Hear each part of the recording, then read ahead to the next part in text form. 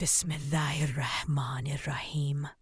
الحمد للہ رب العالمین۔ وہ رب جو زندگی بھی دیتا ہے اور وہی موت بھی دیتا ہے۔ درود و سلام ہو اس نبی صلی اللہ علیہ وسلم پر جنہوں نے ہمیں قبر کی حقیقت سے آگاہ کیا۔ وہ رب جو زندگی بھی دیتا ہے اور وہی موت بھی دیتا ہے۔ درود و سلام ہو اس نبی صلی اللہ علیہ وسلم پر جنہوں نے ہمیں قبر کی حقیقت سے آگاہ کیا تاکہ ہم غفلت میں نہ مرے۔ کبھی تنہائی میں یہ سوال خود سے پوچھا ہے، اگر آج رات میری آنکھ بند ہو جائے تو میں اکیلا کہاں جاؤں گا؟ یہ بستر، یہ گھر، یہ دنیا؟ نہیں، میں جاؤں گا ایک اندھیری قبر میں جہاں نہ ماں ہوگی، نہ باپ، نہ بیوی، نہ اولاد، بس میں اور میرا عمل۔ قبر جہاں سب رخصت ہو جاتے ہیں۔ جب میت کو قبر میں اتارا جاتا ہے، لوگ کہتے ہیں اب اسے آرام نصیب ہو، لیکن قبر آرام گاہ بھی ہو سکتی ہے اور عذاب کی جگہ بھی ہو۔ رسول اللہ صلی اللہ علیہ وسلم نے فرمایا، قبر یا تو جنت کے باغوں میں سے ایک باغ ہے یا جہنم کے گڑھوں میں سے ایک گڑھا۔ میرے بھائی، میری بہن، ہم نے کون سا باغ تیار کیا ہے؟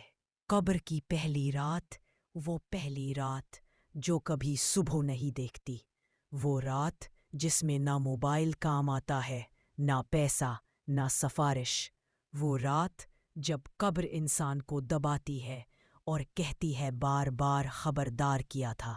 قبر کی چیخیں اور ہماری غفلت۔ نبی صلی اللہ علیہ وسلم نے فرمایا، اگر انسان قبر کے عذاب کو سن لے تو دنیا میں کبھی ہنس نہ سکے، لیکن ہم نماز کے وقت فون دیکھ لیتے ہیں، نیند کو ترجیح دیتے ہیں اور کہتے ہیں بعد میں پڑھ لیں گے۔ کون سا بعد؟ کون سی گارنٹی؟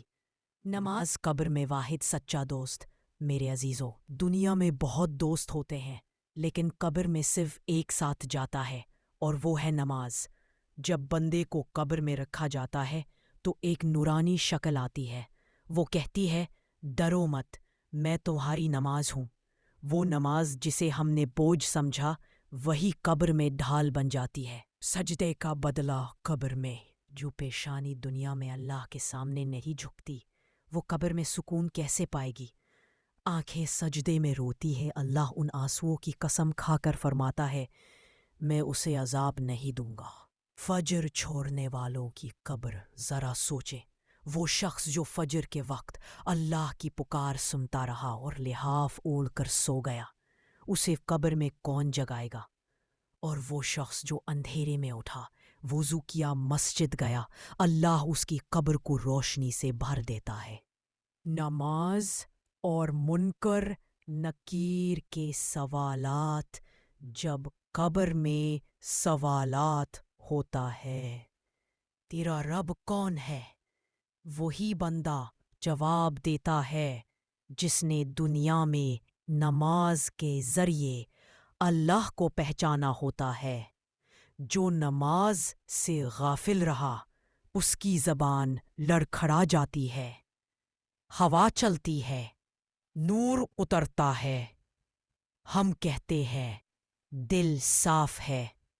میرے بھائیو، اگر دل صاف ہوتا تو نماز بوجھ نہ لگتی۔